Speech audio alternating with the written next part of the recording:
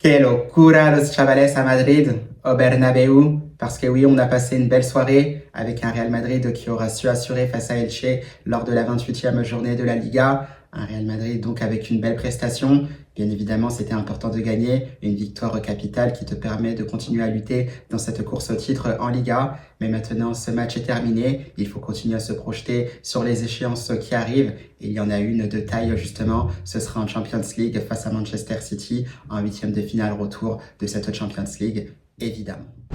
Buenas a todos y a todas, j'espère que vous allez bien, c'est Baki Koune de Madrid. On se retrouve pour une nouvelle vidéo à propos du Real comme d'habitude, bien sûr pour débriefer un peu de cette belle victoire du Real Madrid face à Elche avec 2 golazos et bien sûr derrière ça, la prochaine échéance face à Manchester City pour le 8e de finale retour de la Champions League ce mardi 17 mars 2026 à partir de 21h.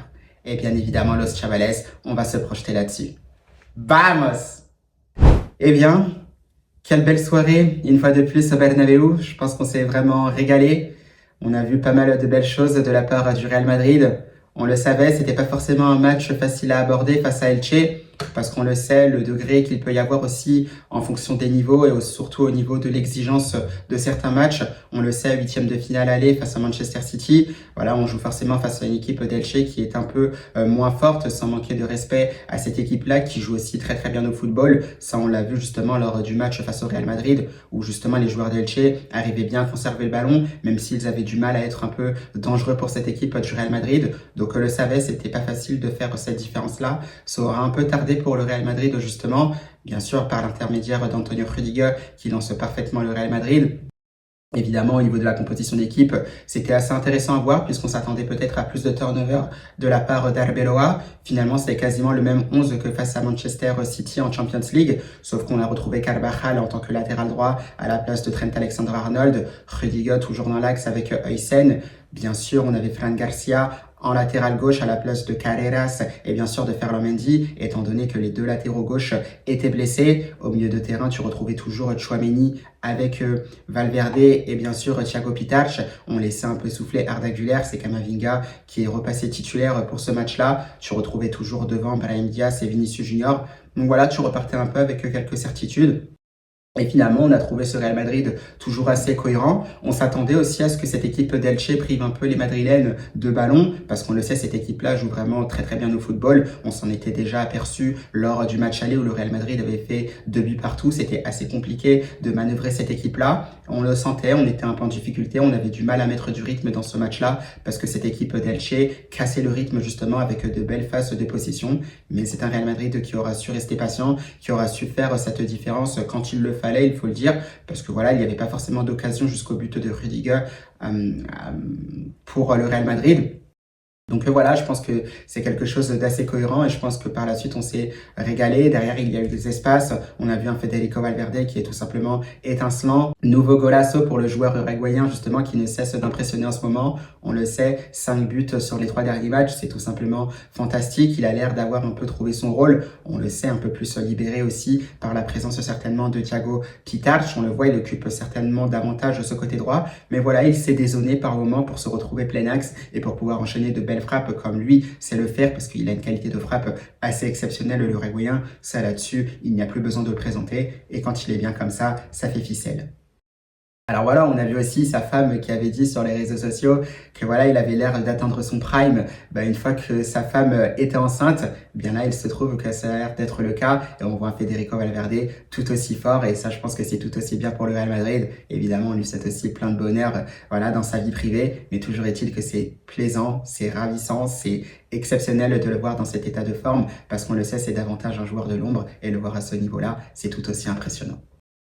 Voilà, c'est un Real Madrid, comme on le disait, assez cohérent. Maintenant, voilà, il y a toujours ces périodes de jeu où, voilà, où tu subis pas mal, où par moments ça peut être un peu difficile à gérer, même si tu n'as pas concédé beaucoup d'occasions face à cette équipe d'Elche.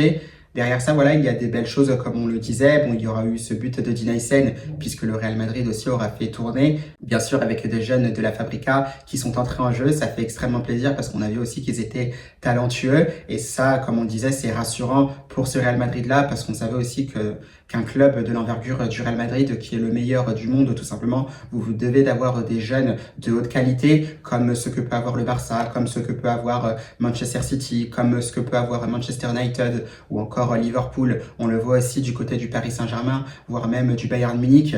Donc voilà, c'est un Real Madrid qui se devait d'être à la hauteur. On savait qu'il y avait des jeunes de qualité à la Fabrica, et là, les voir aussi rentrer en jeu durant ce match face à Elche, c'était vraiment plaisant, avec l'un d'eux aussi qui parvient à faire une passe décisive pour Dina Hysén. Il me semble que c'était Yagnès, donc très très plaisant à voir, c'est bon pour la suite, mais bon, comme on le disait, il ne faut pas forcément s'enflammer, parce que l'issue de la saison reste encore très très loin pour le Real Madrid, avec notamment pas mal de matchs à jouer. Donc le son était vraiment très très content, pareil aussi avec ce but d'Arda Güler qui est vraiment exceptionnel. On le savait, j'en avais parlé aussi sur ma chaîne TikTok notamment, disant que le Turc avait déjà tenté sa chance lors de la saison 2023-2024 face à Osasuna. Ça s'est joué à très très peu puisque le ballon avait touché la barre, si je me rappelle bien d'ailleurs.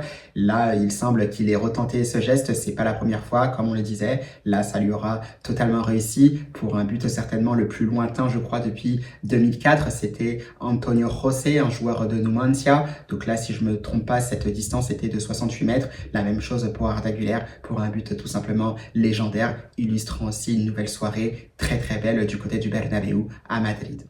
Et ça d'ailleurs, Marca n'a pas manqué de le souligner en disant justement que les buts de Federico Valverde et de Arda Güler ont rendu fou le Bernabéu pendant cette belle soirée de Liga. Et ça, je pense que c'est tout aussi bien parce que c'est un Real Madrid voilà, qui continue d'avancer pour la suite. Maintenant, ça ne change rien parce que derrière, tu as l'air de rester quand même un peu loin du Barça. Alors là, au moment où je vous parle, les Barcelonais étaient en train de s'imposer 1-0 face au FC Sevilla, un match qui a lieu bien sûr au Camp Nou. Donc tu restes quand même malgré tout peut-être à 4 points du Barça. Mais voilà, tu as l'air d'être un peu plus cohérent. C'est un Real Madrid qui a l'air d'avoir retrouvé confiance. Maintenant, que se passera-t-il pour la suite? Ça, évidemment, on a hâte de le savoir parce qu'il y a des prochaines échéances qui arrivent. Et justement, Los Chavales, par rapport à ces prochaines échéances qui arrivent, gros match bien sûr à jouer face à Manchester City. Évidemment, en huitième de finale au retour de la Champions League, on avait laissé justement le Real Madrid sur une belle victoire 3-0. Un Real Madrid qui aura été très bon, notamment sur l'aspect tactique, très très juste sur l'aspect offensif quand il le fallait, lui permettant bien sûr d'avoir 3 buts d'avance. Maintenant, c'est vrai qu'on arrive pas forcément avec de la sérénité parce qu'on sait que ça peut aller très très vite dans un huitième de finale au retour de la Champions League. Il suffit que Manchester City marque très très tôt dès les débuts de ce match et c'est vrai que ça peut être vite compliqué pour le Real Madrid pour la suite de ce match-là. Donc on le sait, ce qui nous attend, c'est qu'il faudra bien sûr bien gérer ce match-là, peut-être bien gérer le premier quart d'heure. Ce qui serait bien aussi, c'est ne pas forcément d'encaisser le premier but dès le premier quart d'heure, parce que là, je pense que ça peut être une folie totale du côté de l'Etihad Stadium. On le sait, c'est à Manchester City qui va essayer de mettre une forte pression à ce Real Madrid-là. Donc évidemment, il faudra aussi essayer de résister durant ce premier quart d'heure. Ça, c'est vraiment très très important pour l'équipe d'Arbeloa. Donc par rapport à ça, je pense que ça va pas forcément changer pour Manchester City. Alors peut-être que Pep Guardiola va essayer de changer des choses parce que tu as 3 buts de retard. Le coach catalan doit obligatoirement réagir. C'est vraiment impératif, nécessaire pour Manchester City pour espérer encore se qualifier pour les quarts de finale. Donc là, potentiellement, tu peux avoir aussi des joueurs comme Cherki qui peuvent commencer dès le début de ce match-là. À voir pour Foden parce qu'on ne sait pas trop, il n'avait pas forcément joué lors du match aller. Je ne sais pas quel est l'état de forme du joueur anglais. Toujours est-il que ça reste à voir. Pep Guardiola va essayer de changer des choses et il faudra s'attendre aussi à une potentielle grosse réaction de Manchester City lors de ce huitième de finale au retour de la Champions League et le Real Madrid devra résister dans un premier temps avant de pourquoi pas placer des contres parce que City mettra forcément de l'énergie et on le sait, tu peux pas tenir toute cette intensité durant tout un match, donc il y aura forcément des espaces pour les Madrilènes si les Madrilènes arrivent à gérer, arrivent à assurer notamment dans son premier quart d'heure, voire même dans la première demi-heure de ce match-là. Et justement, par rapport à ça, ça peut être justement très très intéressant parce qu'on a vu que le Real Madrid était déjà en train de s'entraîner en ce dimanche justement 15 mars en vue de ce huitième de finale au retour. Un Real Madrid théoriquement qui devrait voyager ce lundi avant une conférence de presse aussi d'Arbeloa et d'un autre joueur du Real Madrid en vue de ce huitième de finale. Donc on a vu des joueurs qui étaient de retour, on a vu Mbappé participer à l'entraînement collectif, pareil pour Álvaro Carreras. Bien sûr, on a vu d'autres joueurs comme ceux qui avaient participé au match face à Elche ce samedi. Donc on le sait, il y a pas mal d'interrogations concernant le point Mbappé. Est-ce que le Français participera au match ou pas? Ce sont des choses qui restent à voir. Maintenant, il y a toujours ce facteur qui est que le Real Madrid aussi a performé d'un point de vue collectif sans le français. Alors c'est vrai que dans notre cas, il y a aussi le cas Jude Bellingham qui est également absent. Mais c'est vrai que Mbappé, voilà, il aura pas mal de choses à prouver aussi, je pense, s'il participe à ce match-là. Déjà d'un point de vue parce qu'il devra se mettre un peu dans le sens du collectif, je pense, parce que l'équipe a montré qu'ils étaient capables de bien marcher sans lui. Donc ça, attention, grosse pression pour Kylian, parce qu'on le sait, si ça se passe mal pour le Real Madrid à un moment donné dans cette Champions League, bah forcément, ça va lui retomber dessus. Ça, je l'espère pas, mais évidemment, c'est aux Français aussi de se mettre toutes les chances de son côté. Et bien, tout ça, c'est en participant au travail collectif de son équipe, que ça soit sur l'aspect offensif comme sur l'aspect défensif.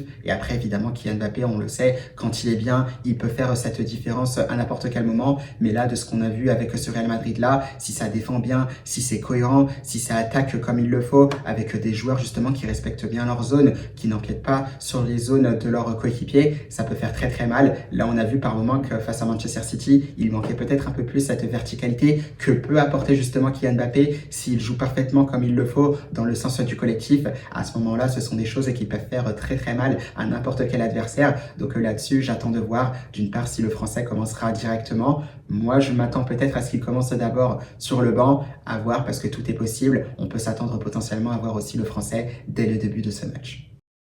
Donc voilà, en ce qui concerne cette preview du match entre le Real Madrid et Manchester City, pas mal de choses à surveiller. On le sait, Federico Valverde sera évidemment surveillé pour Manchester City puisque l'Uruguayen est en très grande forme. Un Vinicius Junior qui reste assez muet ces derniers temps, qui aura certainement envie de réagir. On sait aussi que le Brésilien adore jouer face à Manchester City.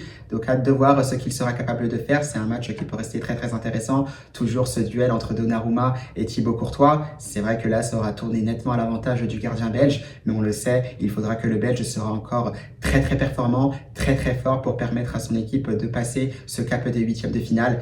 Parce que comme je le disais, Manchester City mettrait une forte pression sur le Real Madrid. Donc vraiment, attention à cela. Donc voilà, Los Chavales, c'était à peu près tout ce que j'avais à dire pour la présentation de ce match-là entre Manchester City et le Real Madrid.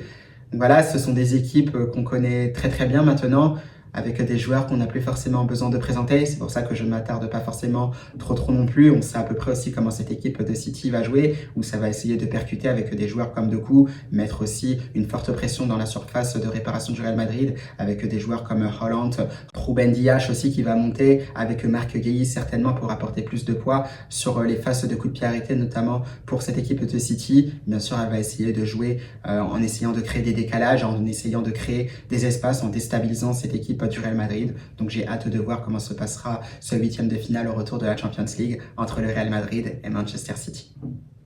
Donc voilà, Los Chavales, on arrive à la fin de cette vidéo, c'est à peu près tout.